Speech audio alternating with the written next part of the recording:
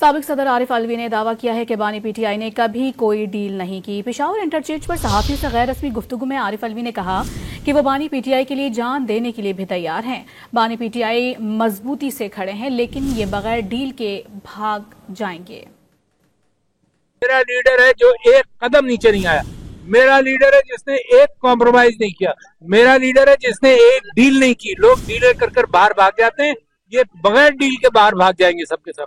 इमरान खान खड़ा है, ये मोहब्बतें जो लोगों की हैं इसी वजह से कि इमरान खान खड़ा है। सर, आप खुद सदर पाकिस्तान थे, आपने इमरान खान के लिए क्या किया? ये तो बड़ी लंबी कहानी है। इमरान खान के लिए मैंने जान देने को तैयार हूँ, बैठा हूँ, है ना। सारे हर एतबार से जो इमरान खान ने किया वो किया।